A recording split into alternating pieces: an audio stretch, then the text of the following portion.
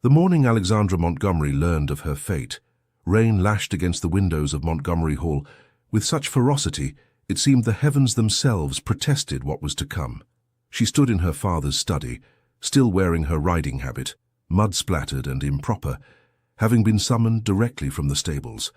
Her dark hair had escaped its pins during her morning gallop, wild tendrils framing a face flushed with exertion and, increasingly, with fury.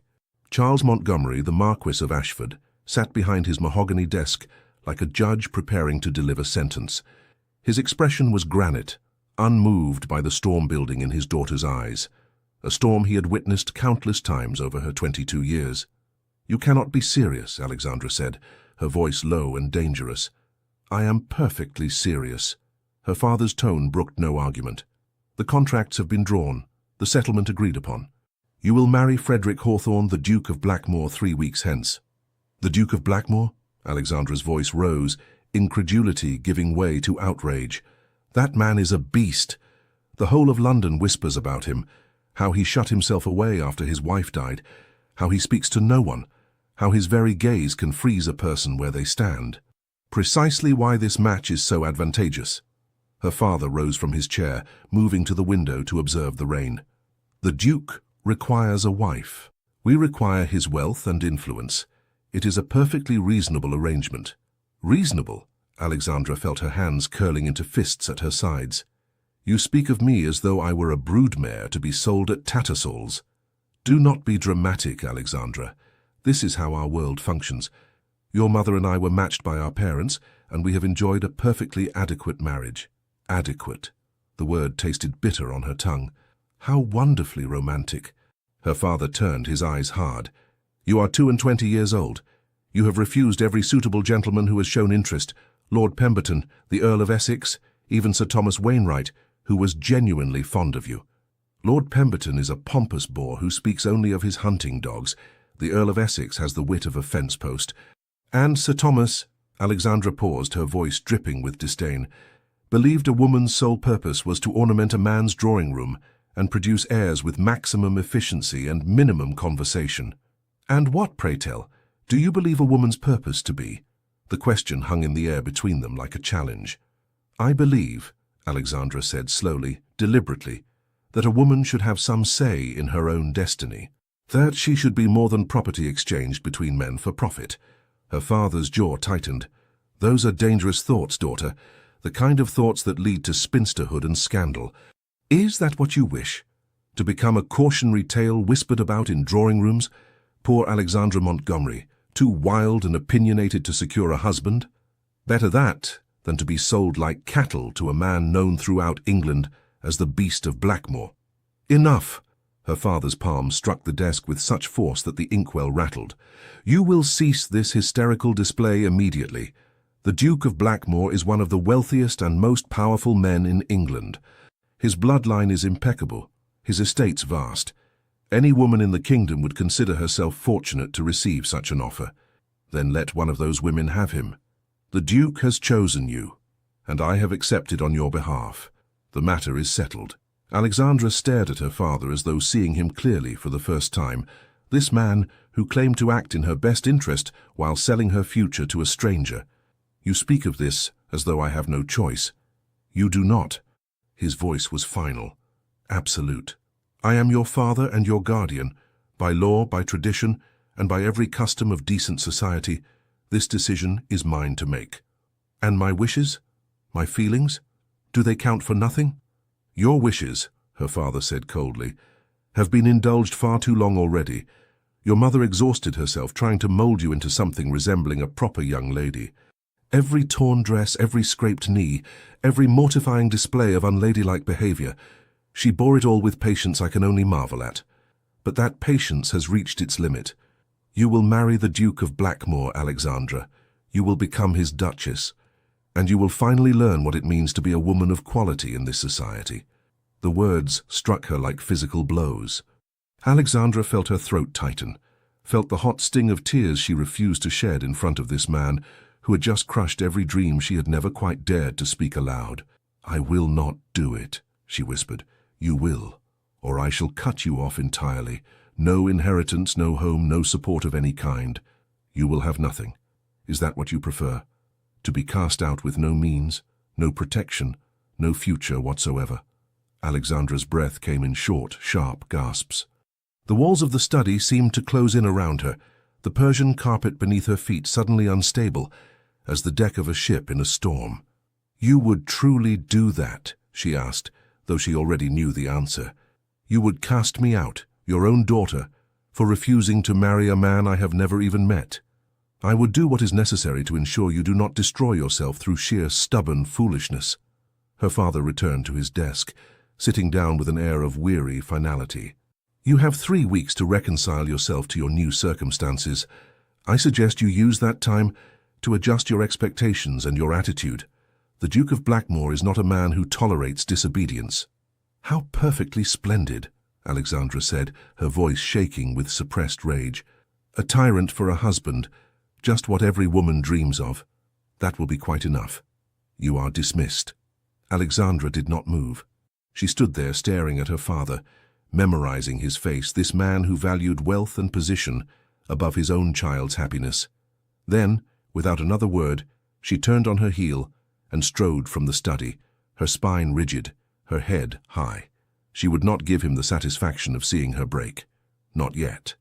The following days passed in a blur of preparation that felt more like a funeral procession than wedding planning.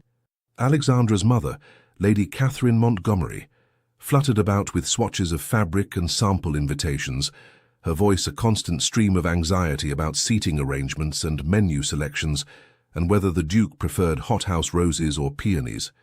Alexandra endured it all with a frozen politeness that alarmed her mother more than her previous outbursts had. "Darling," Lady Catherine said one afternoon as they sat in the drawing-room, a modiste presenting sketches of potential wedding gowns, "you have been so very quiet. Are you unwell?" "I am perfectly well, Mamma. It is natural to feel nervous before one's wedding. I remember when I was to marry your father, I could scarcely eat for a week beforehand." "Did you have a choice in the matter?" Alexandra interrupted, her eyes still fixed on the fashion plates before her, though she saw none of them. "When Papa asked for your hand, could you have refused him?" Lady Catherine's hand stilled on the fabric samples. "That is a complicated question. It seems rather simple to me." Her mother sighed, dismissing the modiste with a gentle wave before turning her full attention to her daughter. "Alexandra, I know you believe yourself trapped, but you must understand, this is how the world works, how it has always worked. A woman's security, her future, her very survival depends upon making an advantageous match. So you had no choice either. I had limited options. My family was not wealthy. Your father's offer was generous, and my parents were pleased. I was grateful for the opportunity to become a marchioness, to secure my family's position. And did you love him?" The question hung between them, dangerous and forbidden. "I came to hold him in great affection," Lady Catherine said carefully. "Love, I learned, is not the dramatic passion poets write of. It is something quieter, built over time through shared experiences and mutual respect." "How very practical." Alexandra's voice was bitter. "It is survival, my dear." Her mother reached across to clasp Alexandra's hand. "And I pray you will find what I found. That duty can become something warmer, given time and patience." But Alexandra pulled her hand away, unable to bear the touch, the platitudes, the gentle acceptance of captivity dressed up as wisdom. "The Duke arrives tomorrow," her mother continued softly, "to take tea with us. It would be advisable if you were to make a favorable impression." "Of course," Alexandra said hollowly. "Heaven forbid I disappoint my purchaser before the sale is finalized." "Alexandra?" But she was already rising, already moving toward the door, desperate to escape the suffocating weight of her mother's resigned acceptance, her father's iron will, the inexorable march toward a future she had never chosen. She fled to the only place that had ever truly been hers, the stables. The head groom, old Thomas, looked up in surprise as Alexandra burst through the stable doors, her fine morning dress completely inappropriate for the setting. "Miss Alexandra," he began, but she was already moving toward her mare's stall, toward freedom, toward the one thing in her life she could still control. "Saddle Tempest," she commanded, her voice brooking no argument. "Quickly, please."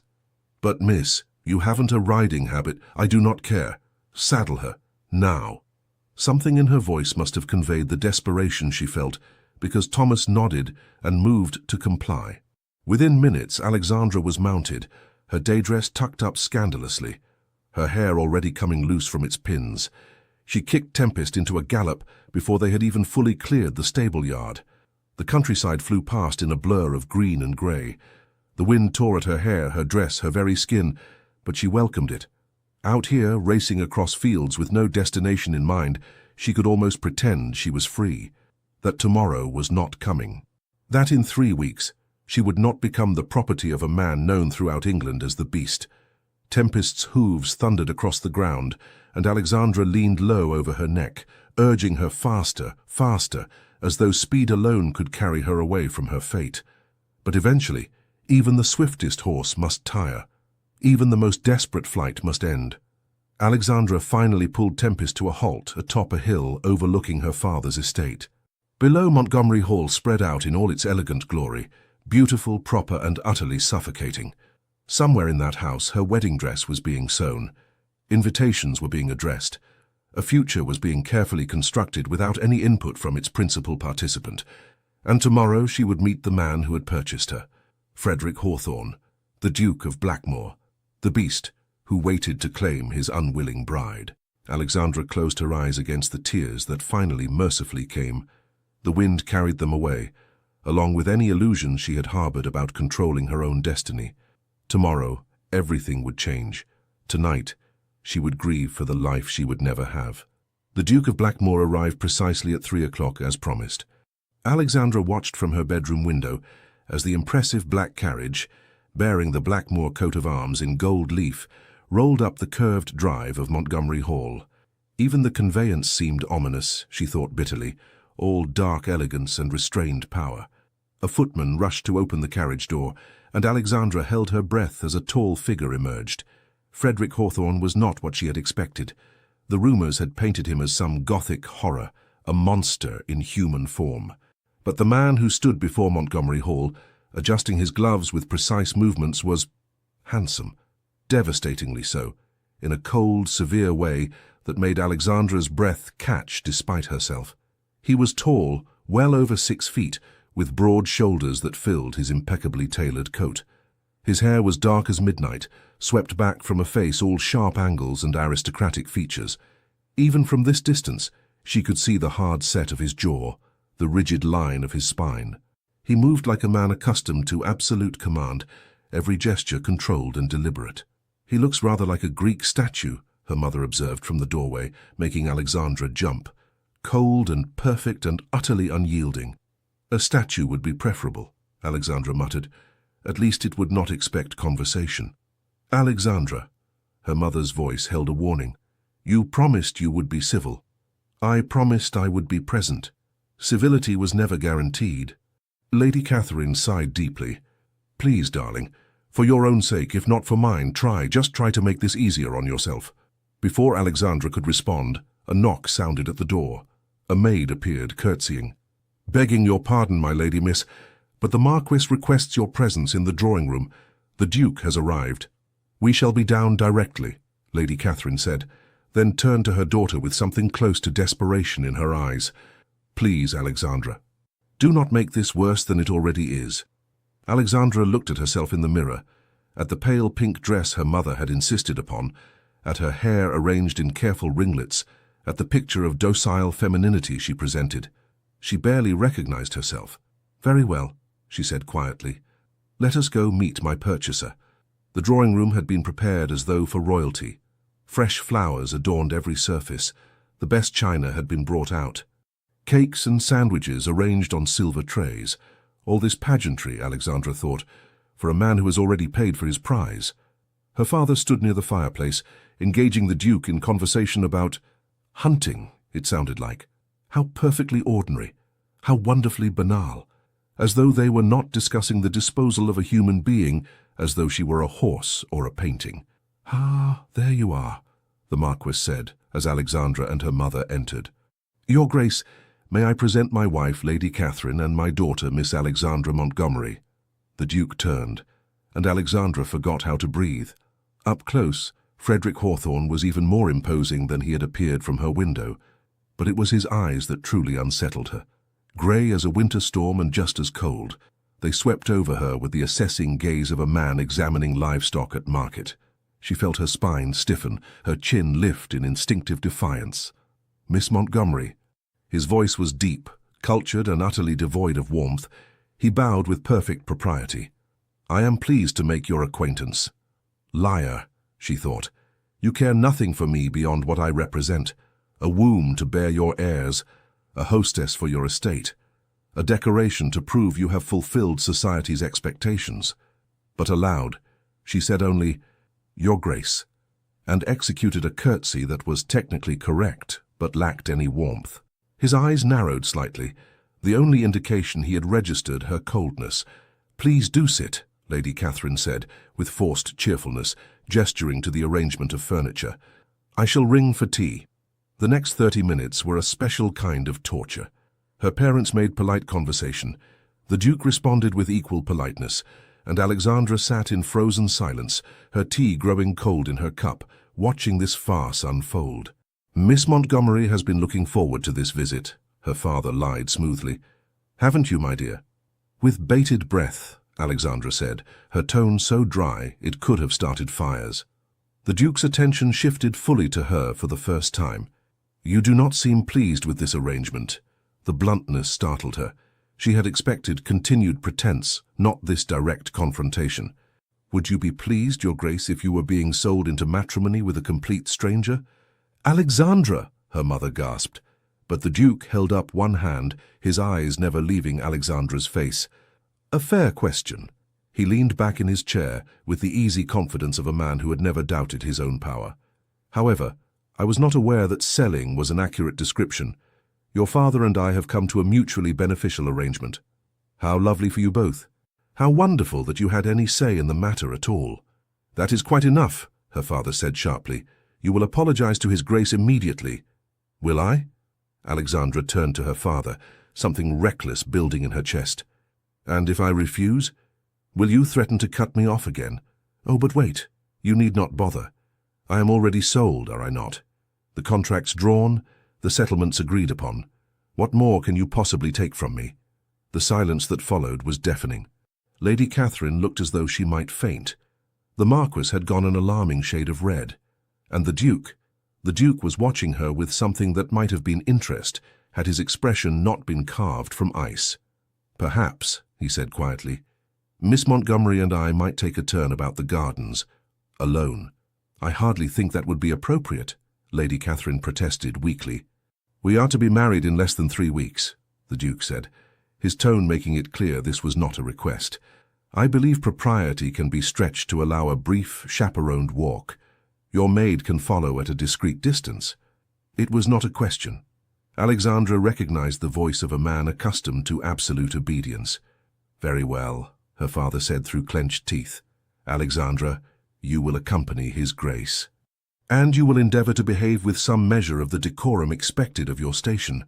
They walked in silence for several minutes, a maid following 20 paces behind. The gardens of Montgomery Hall were extensive, all manicured paths and careful landscaping, beautiful and utterly controlled. "Rather like my life," Alexandra thought bitterly. "You may speak freely," the Duke said finally. "I prefer honesty to pretty lies." "How magnanimous of you. You are angry. What keen powers of observation you possess." He stopped walking, turning to face her directly. "Miss Montgomery, let us dispense with games. You do not wish to marry me. This is abundantly clear. However, the marriage will proceed regardless of your wishes or mine. Given that reality, would it not be more practical to approach this situation with some degree of civility?" "Civility," Alexandra repeated, something snapping inside her. "I speak of civility while discussing a transaction that treats me as property. Do you have any idea how that feels? To know you are worth nothing beyond your bloodline and your ability to produce heirs?" "I do, actually." His voice remained level, but something flickered in those grey eyes. "I am also a commodity, Miss Montgomery. I have wealth, a title, estates that must be maintained. Society expects me to remarry, to produce an heir to continue the Blackmore line. I have as little choice in this as you do." You have every choice. You could refuse, you could walk away, no one can force you to. And what would you have me do? He took a step closer, and Alexandra fought the urge to retreat. Remain alone in that vast empty house for the rest of my days? Watch the title and estates I have worked to maintain fall into decay because I was too selfish to do my duty? Duty. She spat the word like a curse. Everyone speaks of duty as though it absolves all sins, as though fulfilling one's obligations to society matters more than one's own happiness, one's own heart. The heart, he interrupted, his voice suddenly sharp, is a poor guide for making decisions that affect not only ourselves, but entire families, estates, and legacies. Spoken like a man who has never consulted his heart about anything. Spoken like a woman who has never had to consider anyone's needs beyond her own. The accusation stung precisely because it held some truth, but Alexandra refused to flinch. You know nothing about me. I know enough. I know you are spoiled, willful, and apparently determined to make both our lives miserable out of some misguided notion of feminine independence. And I know you are cold, arrogant, and utterly incapable of seeing women as anything beyond vessels for your precious heirs. They stood nearly nose to nose now, both breathing hard, eyes locked in mutual fury. In 3 weeks, the Duke said, his voice dangerously quiet, you will become my wife. You will be the Duchess of Blackmore, and you will learn what that title requires: obedience, propriety, and the good sense to know when you have been granted a privilege rather than subjected to a punishment. A privilege? You call this a privilege? Do you have any concept of how many women would trade places with you in an instant? The wealth, the position, the security I am offering? I do not want your wealth. I do not want your position. I want... She stopped, her throat closing around words she could not say. I want to be free. I want to choose my own path. I want to matter as more than just a womb and a title. What do you want? He asked, and for just a moment something in his tone shifted, became almost curious rather than condemning. Alexandra looked away, unable to bear that penetrating gaze any longer. It does not matter what I want. As you so graciously pointed out, the decision has been made. Yes, it has. He stepped back, his expression shuttering once more into that impenetrable coldness. I shall return in 1 week to discuss wedding arrangements with your father. I suggest you use that time to reconcile yourself to your new circumstances, Miss Montgomery. Blackmore House is not a place for childish tantrums and foolish rebellion. And what is it a place for, Your Grace? Misery, resignation, the slow death of every hope and dream one has ever dared to hold? It is a place, he said quietly, where duty comes before all else. The sooner you accept that, the easier this will be for both of us. He bowed, perfectly, coldly proper, and strode back toward the house, leaving Alexandra standing alone among the roses, her hands trembling with rage and something else she could not name. This was the man she would marry, this cold, imperious stranger who spoke of duty and legacy, and saw her as nothing more than a necessary inconvenience. Heavens above, she thought. What have I done to deserve such a fate? But the gardens offered no answer, and the roses, beautiful and carefully pruned, only reminded her that even nature itself was tamed and controlled within these walls, just as she would be. In 3 weeks, she would enter Blackmore House as its Duchess, and she had no idea how she would survive it. The wedding took place on a grey morning in late March, under skies that threatened rain, but never quite delivered. Alexandra went through the ceremony, as though observing it from a great distance. Some other woman standing at the altar in a dress of ivory silk, some other woman speaking vows she did not mean to a man whose ring felt like a shackle on her finger. Frederick Hawthorne became her husband with the same cold precision he brought to everything else. His voice never wavered as he promised to honor and cherish her. His hand was steady as he slipped the wedding band onto her finger. And when the vicar pronounced them man and wife, his kiss was brief, perfunctory, and utterly devoid of feeling. Well, he murmured against her lips, too quietly for anyone else to hear, it is done. Yes, Alexandra thought, it is done, and I am well and truly trapped. The wedding breakfast passed in a blur of faces and forced smiles. Guests offered congratulations she did not want. Her mother wept with what might have been joy or might have been sorrow. Alexandra could not tell and found she did not much care. Her father looked satisfied, like a man who had just concluded a profitable business transaction, which, she supposed, he had. The Duke, her husband now, heaven help her, stood beside her throughout, accepting well-wishes with aristocratic grace. He introduced her to what seemed like half of England's nobility, and Alexandra smiled until her face ached and curtsied, until her knees protested and spoke in light, pleasant tones that sounded nothing like her own voice. "You play the role well," Frederick observed as they finally took their seats for the wedding breakfast. "I had worried you might create a scene.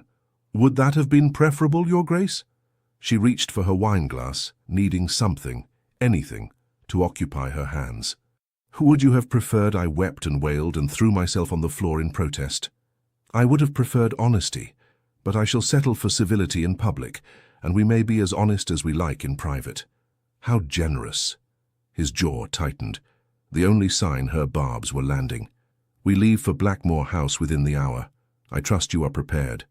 As prepared as one can be to enter one's prison. It is not a prison. It is one of the finest estates in England." "Then why," Alexandra asked quietly, "does everyone speak of it as though it were a tomb?" For just a moment something flickered across his face. Pain, perhaps, or memory, but it vanished so quickly she might have imagined it. "Because," he said finally, "people enjoy dramatic stories, and a widower living alone in a vast house makes for excellent gossip. Was she very beautiful?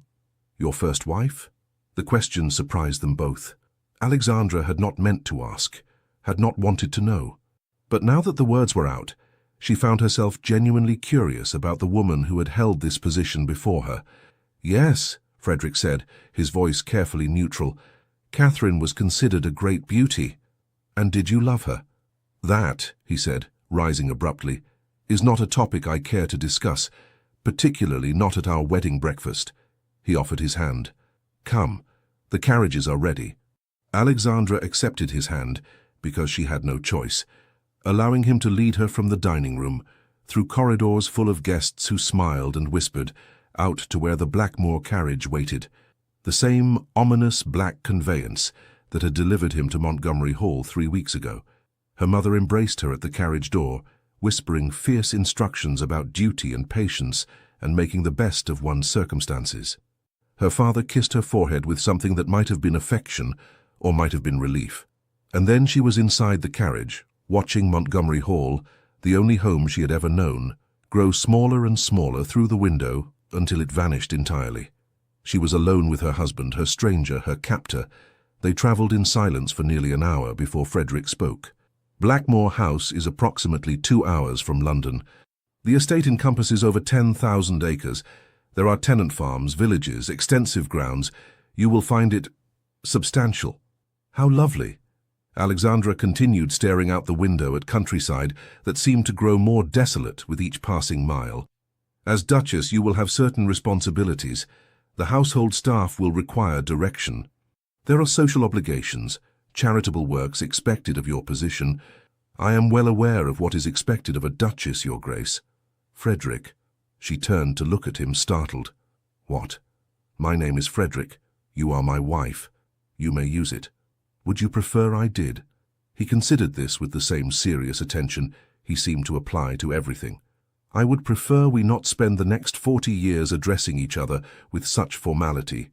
So, yes, I would prefer it. Very well. Frederick.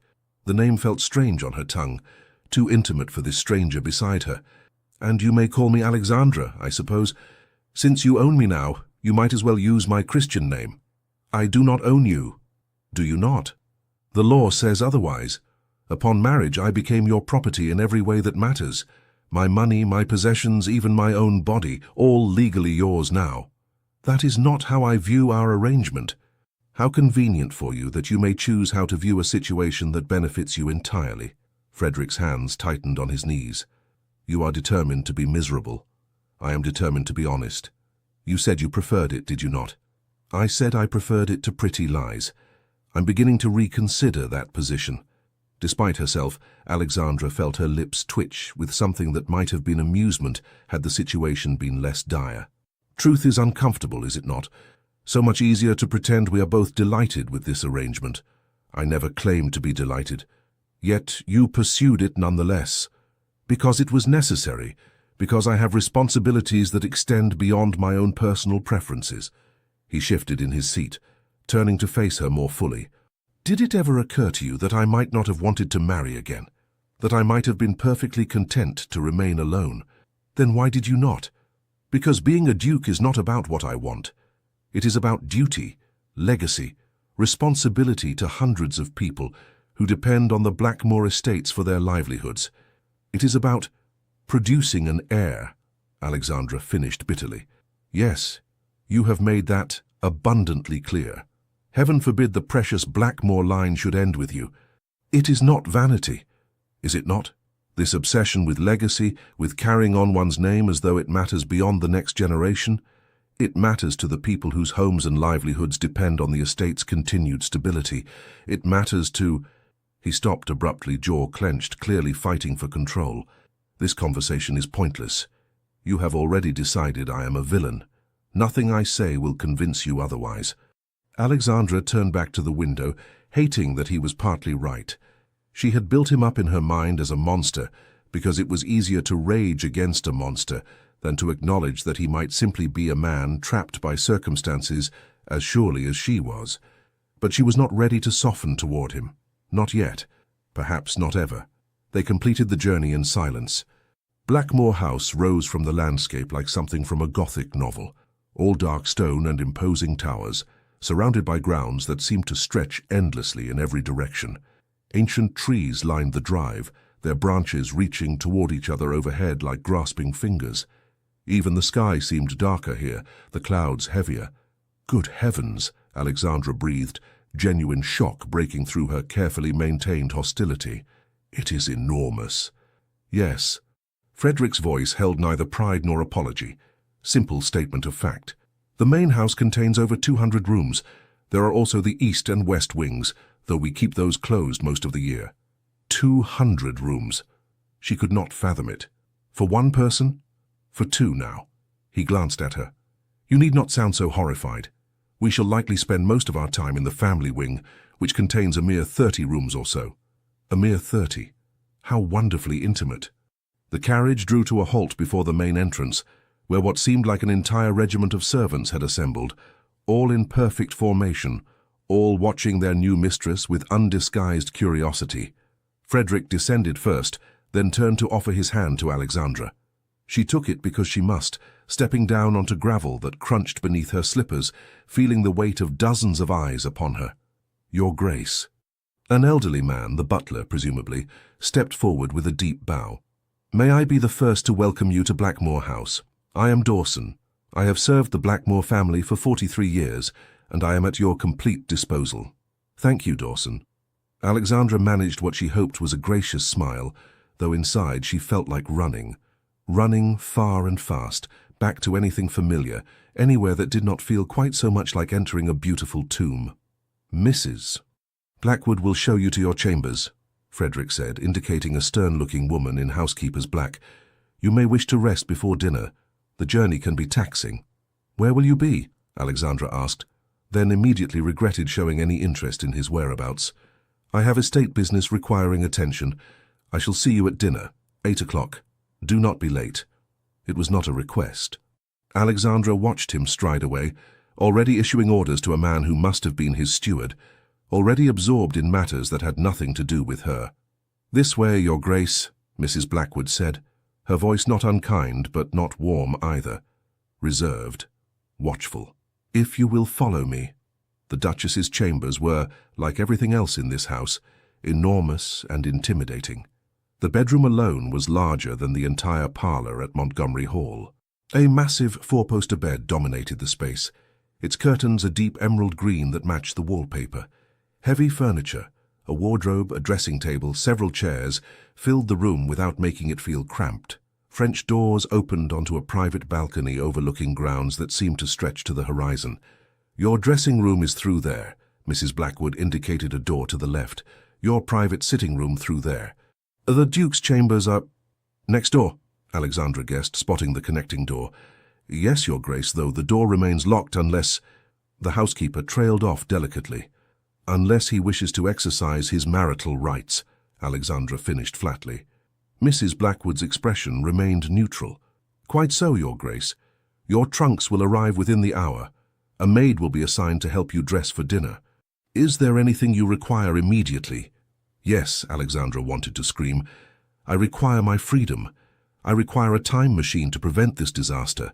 I require any escape from this beautiful prison. But aloud she said only, "No, thank you, Mrs. Blackwood. That will be all." The housekeeper curtsied and withdrew, leaving Alexandra alone in chambers that would swallow her whole. She moved to the French doors, opening them despite the chill in the air, stepping out onto the balcony. From here she could see the full extent of the Blackmore estate, endless gardens giving way to parkland, parkland giving way to forest, beautiful, manicured, controlled, like everything else in her new life. A knock at the door pulled her back inside. "Enter!" she called, expecting Mrs. Blackwood or perhaps a maid. Instead, Frederick stepped through, still in his travelling clothes, his expression unreadable. "I wanted to ensure you were settling in," he said, an awkwardness in his voice she had not heard before. How very considerate. He moved further into the room, his presence somehow making the enormous space feel smaller. "Alexandra, He stopped, seeming to struggle with words. "I know this is not what you wanted, but it is what we have, and I would prefer we not spend our lives as enemies." "What would you prefer?" "A partnership, perhaps. Mutual respect, if not affection. Civility, at minimum." "You ask a great deal. I ask for basic human decency between two people bound together by law and circumstance." He moved to the window, staring out at his lands. "This house has been cold and silent for too long. I do not wish to make it a battlefield as well." Something in his voice, a weariness, a loneliness, made Alexandra pause, made her look at him properly for the first time since the wedding. He looked tired, genuinely, deeply tired. Not just physically, but tired in a way that suggested years of carrying burdens alone. "Why did you choose me?" she asked quietly. "Of all the women available, why me specifically?" He turned to face her, and for once his expression was open, unguarded. "Because you were alive. Because when I saw you at the Hendersons' ball 6 months ago, you do not remember, but I was there, and I saw you laughing with your friends, arguing with some young lord about politics, being so vibrantly, fiercely yourself. I thought—" He paused, something vulnerable flickering across his face. "I thought that perhaps someone with that much life in them might bring some warmth back to this place." Alexandra stared at him, utterly thrown. "You chose me because I was alive? I chose you because you seemed incapable of pretense, because you were honest even when honesty was inconvenient, because this house has been filled with ghosts and silence for too long, and I thought—" He trailed off, looking away. "I thought perhaps you might chase some of the darkness away. So I am to be your source of light." Anger flickered back to life. "A decorative candle to brighten your gloomy house? That is not what I meant, is it not? You speak of warmth and life as though I exist solely to improve your circumstances. Did you ever consider what I might want, what I might need?" "Of course You did not. You cannot.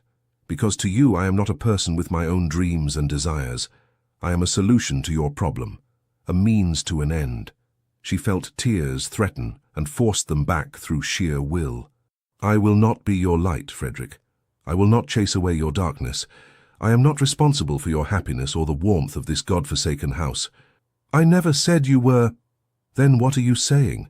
What exactly do you want from me?" "I want—" He stopped, seeming as surprised by the question as she was by his earlier confession. "I want peace. I want to walk through my own home without feeling like a ghost haunting it. I want to sit down to dinner with another human being and have a civil conversation. I want to stop being so damned alone all the time." The raw honesty in his voice stripped away her anger, leaving behind something more complicated. He was lonely. This cold, arrogant duke, he was desperately, achingly lonely. "I cannot fix that for you," Alexandra said softly. "I cannot be what you need me to be. I can barely manage to be what I need myself to be." "I know." He moved toward the door, his shoulders slumping in defeat. "I apologize for disturbing you. Please rest. Dinner at 8. He was nearly to the door when Alexandra heard herself say, "Frederick." He turned, hope flickering in those grey eyes. "I shall try," she said, the words costing her more than she expected. "I cannot promise to be—" to make this easy, but I shall try not to make it deliberately difficult. It was the smallest olive branch imaginable. But his expression transformed, something almost like gratitude crossing his features. "That is all I ask," he said quietly. And then he was gone, the door closing softly behind him, leaving Alexandra alone with the uncomfortable realization that her husband might be less monster and more man than she had wanted to believe, which somehow made everything infinitely more complicated. Dinner that first night at Blackmore House was an exercise in careful civility. They sat at opposite ends of a dining table that could easily have seated 30, an absurd expanse of polished mahogany between them, served by silent footmen who appeared and disappeared like phantoms. Alexandra had changed into an evening gown of deep blue, one her mother had insisted upon, saying it brought out her eyes. She had allowed the assigned maid, a young woman named Betty, to arrange her hair in an elaborate style she would never have chosen herself. Playing dress-up, she thought bitterly, playing at being a duchess. Frederick had also changed, now wearing evening dress that made him look even more imposing, all severe, black and white, perfectly tailored, devastatingly handsome, in a way that irritated Alexandra more than she cared to admit. "The soup is excellent," she offered, because someone had to break the oppressive silence. "Mrs. Henderson has been cook here for 20 years. She is quite skilled." Frederick gestured to a footman who immediately refilled his wineglass. "I have instructed her to consult with you regarding menus, should you wish to make changes." "That is considerate. Thank you." More silence. The footman served the next course, some sort of fish in sauce. Alexandra pushed it around her plate. Appetite vanished. "Tell me about your first wife," she said abruptly, tired of tiptoeing around the subject. "If we are to be partners, as you suggest, should I not know about the woman who held this position before me?" Frederick's fork stilled halfway to his mouth. He set it down carefully, precisely, then reached for his wineglass. "Catherine," he said finally, "was everything a duchess should be. Beautiful, accomplished, perfectly mannered. She came from an excellent family. Our parents arranged the match when we were both quite young. Did you love her?" "I cared for her. Greatly. She was—" He paused, staring into his wine as though it might hold answers. "She was fragile, delicate, the sort of woman who needed protecting. And she died. In childbirth. The babe as well. A son." His voice remained steady, but Alexandra saw his knuckles whiten around the wineglass stem. "She suffered for 2 days before the end. Frederick, Alexandra stopped, horrified by her own callousness. "I'm so sorry. I should not have pushed." "No." He looked up, meeting her eyes across that ridiculous expanse of table. "You have every right to ask. This house carries her memory in every corner. You should know whose ghost you are expected to live alongside. Is that why everything feels so—" She gestured vaguely at their surroundings, the formal place settings, the heavy silver, the oppressive grandeur. "So carefully preserved? As though time stopped the day she died? Perhaps?" He set down his wineglass with a decisive click. "After she passed, I could not bear to change anything.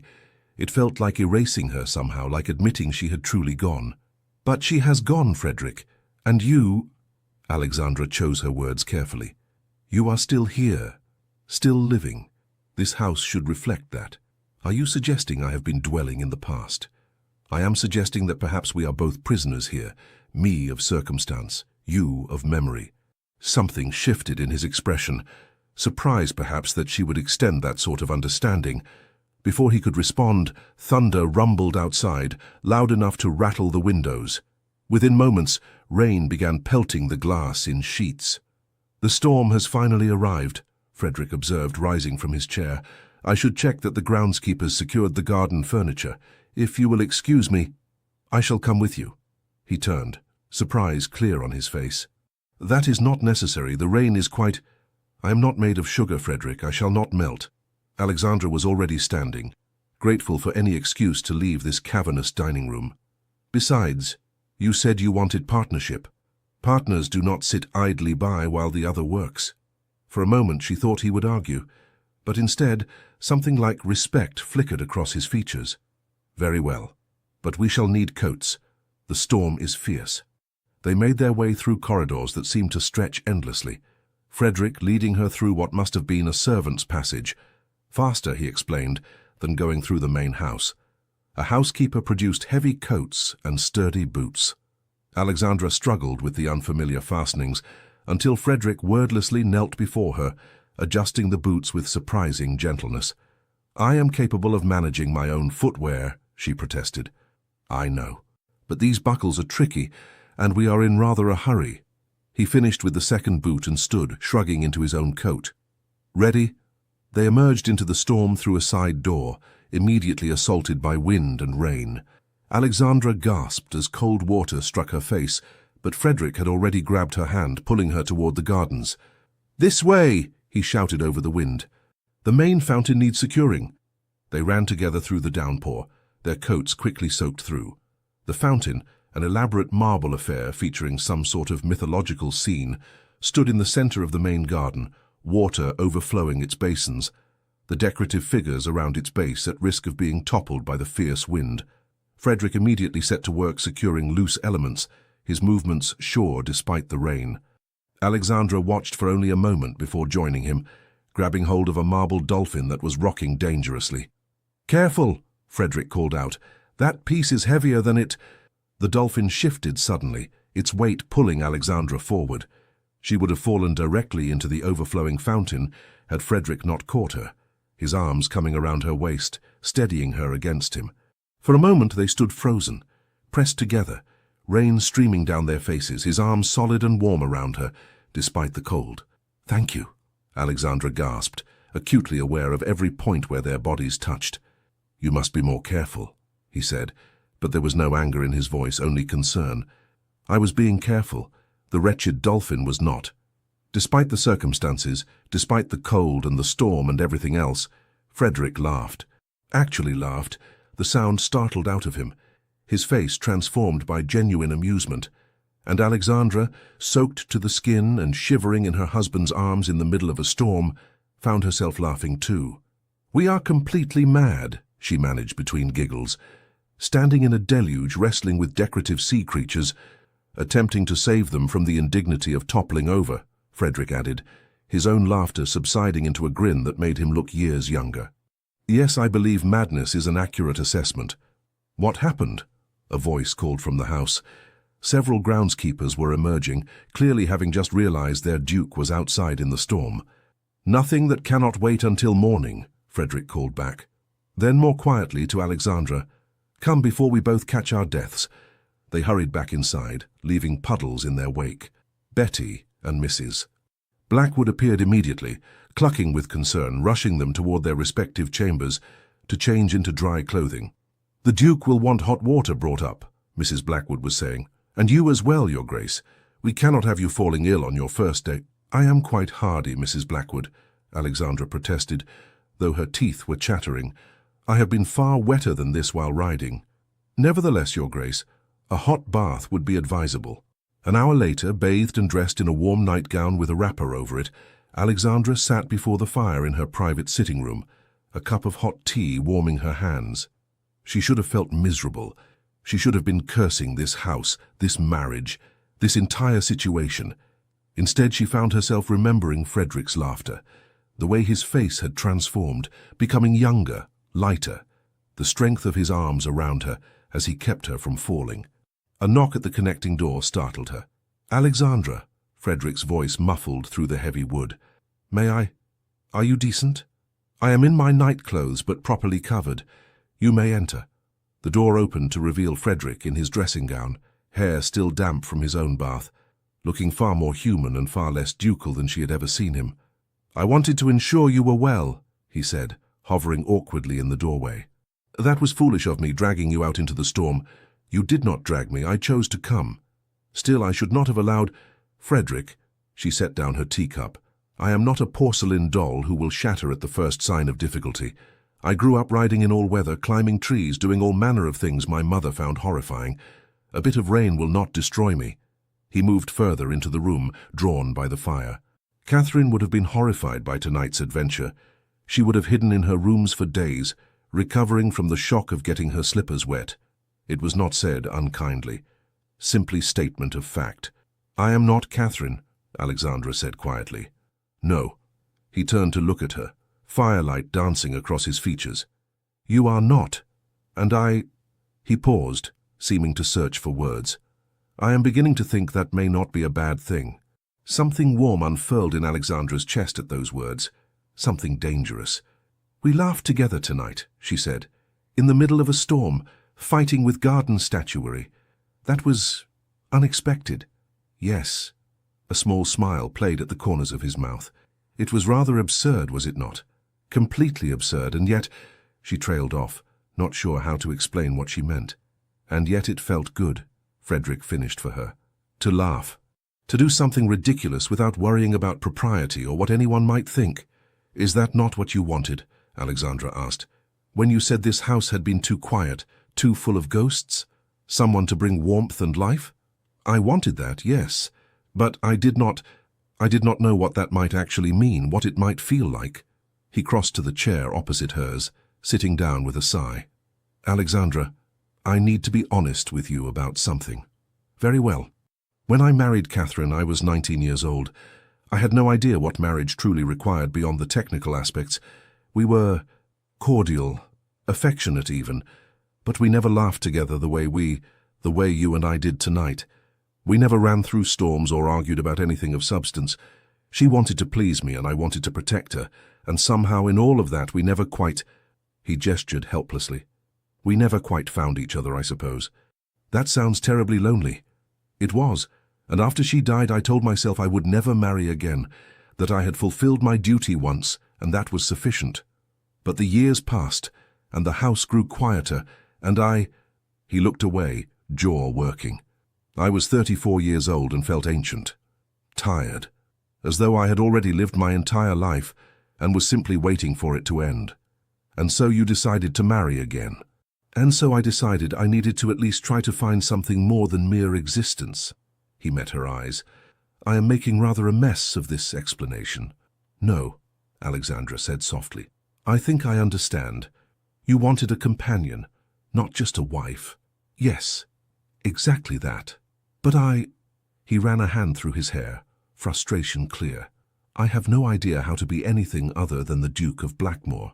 I have been trained since birth to command, to control, to maintain distance and authority.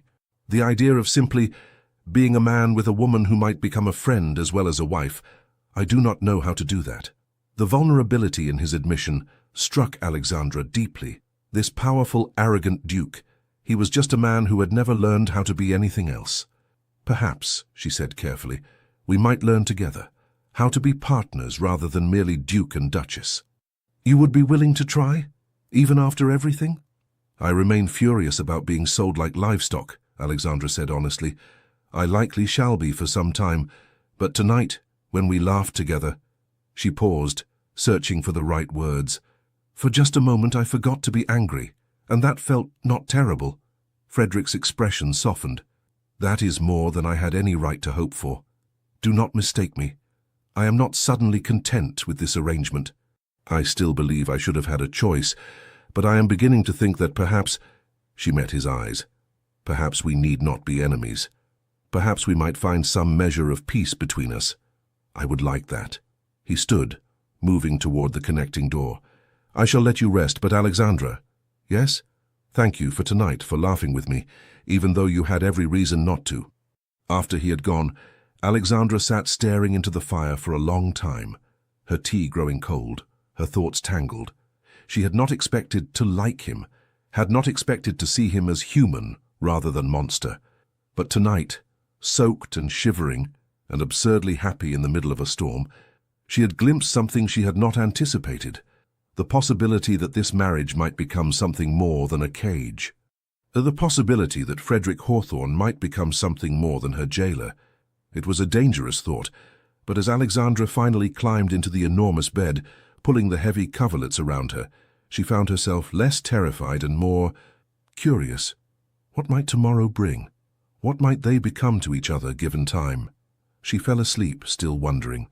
The following weeks unfolded with surprising ease.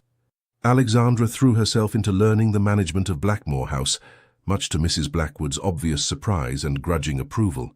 She reviewed accounts, consulted with the cook, toured the tenant farms with Frederick's steward, made herself known to every servant in the household.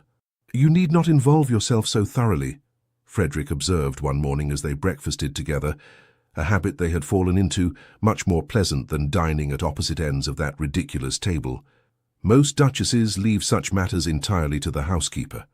Most duchesses were not raised by a mother who believed a lady should understand every aspect of managing a household, Alexandra replied, spreading jam on her toast. "Besides, I cannot simply sit about doing needlework all day. I should go mad." "Heaven forbid." But he was smiling as he said it. They fell into other habits as well. Evening walks through the gardens when weather permitted, reading together in the library after dinner, each absorbed in separate books but companionably close. Conversations that grew increasingly easy, increasingly honest. Alexandra learned that Frederick harbored a passion for astronomy and had an entire observatory built on the grounds, that he played the pianoforte when he thought no one could hear, and played it beautifully, that he secretly found most of the ton utterly insufferable, but endured society events out of duty. Frederick learned that Alexandra had a gift for mathematics that her tutors had found unsettling, that she had once jumped her horse over a 6-foot fence on a dare and broken her arm in the landing, that she wrote poetry she never showed anyone, keeping journals full of verses hidden in her dressing room. "Would you show them to me?" he asked one evening. "Your poems?" "Heavens no, they are dreadful." "I doubt that very much." "They are. Self-indulgent, melodramatic, full of terrible metaphors comparing emotions to weather phenomena. As opposed to all that excellent poetry comparing emotions to weather phenomena." He was teasing her, she realized, had learned how to tease her. "You are mocking me. I am expressing interest in something you care about. There is a difference." Alexandra set down her book, studying him across the library's comfortable space. "Why do you want to see them?" "Because they matter to you. Because I—" He paused, seeming to choose words carefully. "Because I want to know you, Alexandra. Not just the duchess who manages my household so efficiently, but the woman who rides like fury across fields and thinks mathematics is a gift rather than a chore and hides poetry in her dressing room." Something in her chest tightened at those words. "You said you wanted partnership, mutual respect." "I did. But this feels like more than that." "Does it?" He set down his own book, giving her his full attention. "Perhaps it is. Perhaps I—" He stopped, then continued more firmly. "Perhaps I am discovering that I like you, Alexandra. As a person, is that so surprising?" "Yes," she wanted to say. "Yes, because I did not expect this, did not expect you to become someone I might like in return." But aloud, she said only, "I suppose not. Will you show me the poems?" She hesitated, then found herself nodding. "Very well, but you must promise not to laugh." "I promise." The next evening, she brought him a single page, one poem, carefully transcribed. He read it in silence, his expression unreadable, and Alexandra felt her heart hammering with irrational anxiety. "This is beautiful," he said finally. "You are merely being kind." "I am not." He looked up, and there was something in his eyes that made her breath catch. "Alexandra, this is genuinely beautiful. The imagery, the emotion. You have real talent. It is just a silly hobby." "It is not silly." He stood, crossing to where she sat, the poem still in his hand. "You should not dismiss your own gifts so readily." They stood very close, closer than they had been since that night in the gardens. Alexandra found herself acutely aware of his height, his warmth, the way he was looking at her, as though really seeing her perhaps for the first time. "Frederick," she began, though she had no idea what she meant to say. "Alexandra." His voice was rough. "I need to tell you something." "What is it?" He seemed to struggle with himself, some internal battle playing out across his features. "I find myself thinking about you constantly, about how you laugh when something genuinely amuses you, about the way you argue with the steward about crop rotation, as though your life depends on it. About—" He stopped abruptly as Alexandra swayed slightly, one hand going to her temple. "Are you unwell?" Immediate concern replaced whatever he had been about to say. "Just a headache." "I have had them all day. I think perhaps I should—" But before she could finish, the room tilted alarmingly, and Frederick's arms came around her, catching her as her knees buckled. Alexandra? Alexandra! She tried to respond, but darkness was pulling at her, and suddenly she was elsewhere, elsewhere. Catherine's face, pale and sweating, screaming in agony. Blood, so much blood. Frederick's voice, younger, desperate. Save her. Please. You must save her. But there was no saving her. No saving either of them. Alexandra! She came back to herself with a gasp, finding herself cradled against Frederick's chest as he carried her swiftly through corridors she barely recognized. What happened? She managed. You fainted. I am taking you to your chamber. We shall send for the physician. No. She gripped his coat. No, I am well. I saw something. A memory, I think. Yours, not mine. He had reached her chamber, pushing through the door with his shoulder, laying her gently on the bed. What are you talking about? Catherine. I saw her dying. Saw you there. Helpless. Alexandra looked up at him, still disoriented. It was so vivid, as though I had been there myself. All color drained from Frederick's face. That is not possible. Nevertheless, it happened. She struggled to sit up, but he pressed her gently back down. Rest, please. I shall send Betty to stay with you. Frederick, wait! But he was already moving toward the door, his shoulders rigid, his entire body radiating tension. I am sorry, she called after him. I did not mean to... Whatever that was, I did not mean... The door closed behind him, leaving Alexandra alone with Betty, who had appeared as though summoned, her face full of concern. Are you well, Your Grace? Shall I fetch Mrs. Blackwood? No, Alexandra pressed her hands to her face, trying to understand what had happened. The headache was gone, but the memory, if that was what it had been, remained vivid and terrible. She had seen Frederick's first wife die, had felt his anguish as though it were her own. How was that possible? And why had it frightened him so thoroughly? Frederick did not come to breakfast the next morning, or dinner that evening.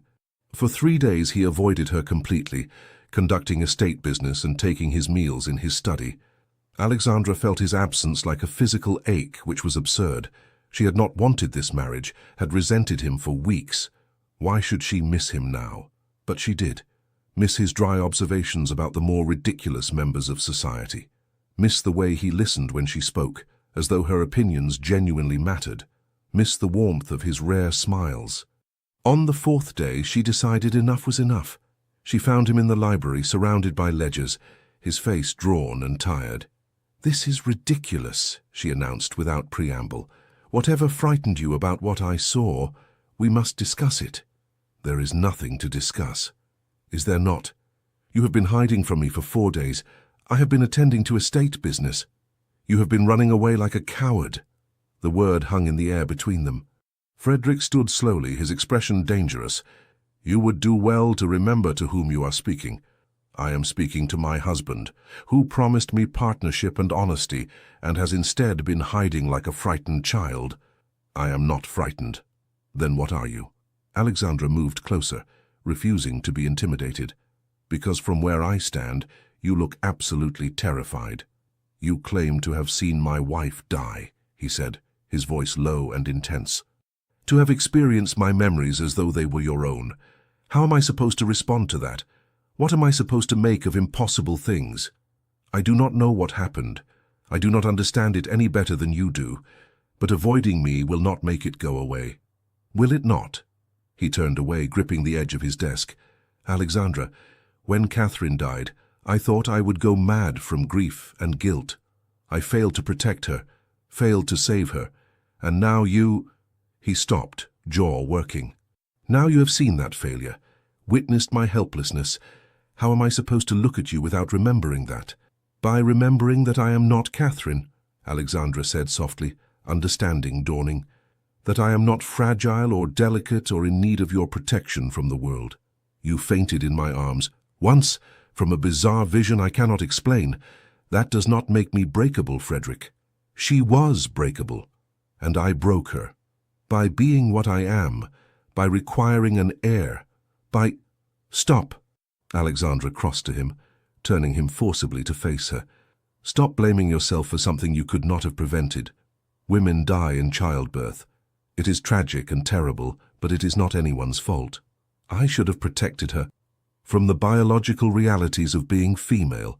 How exactly? By never touching her, by never wanting a family? She cupped his face between her hands, forcing him to meet her eyes. Frederick, you cannot protect everyone from everything. You cannot control the entire world no matter how much you wish to. I want to protect you, he said, his voice breaking. I want to keep you safe, and I have no idea how. Then let me show you. She rose on her toes, bringing her face close to his. Trust that I am strong enough to face whatever comes. Trust that I will tell you when I need help, rather than expecting you to read my mind. Trust that we can face things together, rather than you bearing every burden alone. Alexandra. I am not her, she whispered. I am me, and I am here right now choosing to be here with you. For a long moment, Frederick simply stared at her, some internal war playing out across his features. Then his control shattered. He kissed her. Not the perfunctory brush of lips from their wedding, not a polite, restrained gesture between strangers fulfilling duty. This kiss was desperate, hungry, alive, with weeks of tension and longing and emotions neither of them had dared name. Alexandra gasped against his mouth, and he pulled her closer, one hand tangling in her hair, the other pressing against the small of her back. She melted into him, into the kiss, into the sudden, overwhelming rightness of being exactly here, exactly now, with exactly this man. When they finally broke apart, both breathing hard, Alexandra felt dizzy for an entirely different reason than 4 days ago. We should not, Frederick began. Should not what? She was still in his arms, reluctant to move. Should not kiss each other. We are married, Frederick. It is permitted. You have been so angry about this marriage. I have been angry about having no choice. She pulled back enough to meet his eyes. But I am choosing this right now. I am choosing you. You do not have to. I know I do not have to. I want to. She paused, then added more quietly, Do you want to? Or have I completely misread? He kissed her again, answering the question more thoroughly than words ever could. I want, he managed between kisses. I want you so badly it terrifies me. Then stop being terrified and want me properly. Something in his expression shifted, became heated, intent. Here? Now. Why not? Alexandra was already reaching for the buttons of his waistcoat, years of frustration and attraction, and denied feeling suddenly demanding outlet. Unless you would prefer to maintain propriety and... He lifted her onto the desk, scattering ledgers and papers without care, kissing her with renewed intensity. Damn propriety. How very unducal of you, she laughed against his mouth. You make me forget to be a duke, he said, and there was wonder in his voice. You make me forget everything except that I am a man, and you are the most extraordinary woman I have ever known. Later, much later, they lay together on the library sofa, hastily rearranged clothing restored to something approaching decency. Alexandra nestled against Frederick's chest, listening to his heartbeat. That was, she began. Yes, very, quite. They dissolved into laughter, the tension of weeks finally, blessedly broken. I am still angry, Alexandra said eventually, feeling she should make this clear. About being sold like property, about having no choice in this marriage. I know, but I am also... She paused, searching for words. I am also beginning to think that perhaps, despite the terrible circumstances, I may have landed somewhere not entirely horrible. High praise indeed, he said dryly, but his arms tightened around her. Give me time. I may upgrade you to actually rather pleasant eventually. I shall count the days. They fell silent, comfortable now in a way they had not been before. Outside, rain had begun falling again, pattering against the windows, but this time the sound was soothing rather than ominous. Frederick? What if we could choose this? Not the marriage itself, which was decided for us, but what we make of it, what we become to each other. She tilted her head to look up at him. What if we chose each other now with full knowledge and clear eyes? He studied her face with an intensity that made her breath catch. Are you asking me to court you, Alexandra, after we are already married? I suppose I am. Is that terribly silly? It is the least silly thing I have ever heard. He brushed a strand of hair from her face with surprising tenderness. Very well then, Lady Alexandra Hawthorne, Duchess of Blackmore, would you do me the honor of allowing me to court you properly? I shall consider it, she said, trying to sound serious and failing entirely as a smile tugged at her lips. Provided you meet my standards, which are quite high. I would expect nothing less. They kissed again, softer now, sweeter, a promise rather than a demand. And somewhere in that kiss, in that moment, Alexandra felt something shift inside her. Some final wall crumbling, some last resistance melting away. She had not chosen this marriage, but she was choosing this man, and perhaps, just perhaps, that was enough. In the warmth of their growing love, Alexandra discovered she was with child. Frederick's terror was immediate and overwhelming. Memories of Catherine's death threatened to consume him, but Alexandra took his face in her hands and said firmly, I am not her. I am strong, and I will not leave you. When her time came, Frederick stayed by her side despite every convention. He held her hand through the labor, and when their daughter was born, healthy and perfect, Alexandra recovered quickly and well, her strength proving exactly what she had promised. They named her Hope Catherine Hawthorne. Frederick wept as he held his wife and daughter, finally understanding that the darkness of his past did not have to dictate his future. Alexandra had not merely survived, she had thrived. And together, with their child sleeping peacefully between them, they had built something neither had expected, a marriage born of obligation that had transformed into genuine, profound love. The Beast Duke had been tamed not through submission, but through partnership, and the tempest of a woman who had been sold into marriage had found not a prison, but a home. Blackmore House, once cold and silent, now rang with laughter and warmth. The couple who had begun as unwilling strangers had become inseparable partners, and their daughter would grow up knowing that sometimes the greatest love stories begin in the most unexpected ways. The end. Dear listener, sometimes life places us in circumstances we never chose, paths we never wanted to walk, futures that feel like cages rather than possibilities. Alexandra did not choose her marriage. She raged against it, fought it, mourned the life she thought she deserved. And she was right to feel that anger. Her autonomy had been stolen, her voice silenced by those who claimed to know what was best for her. But here is what her story teaches us. We cannot always control what happens to us, but we can always choose what we do with it. Frederick did not choose his grief, his loneliness, or the weight of expectations that crushed him. He was as trapped as Alexandra, by duty, by loss, by the desperate fear that he would fail everyone who depended on him.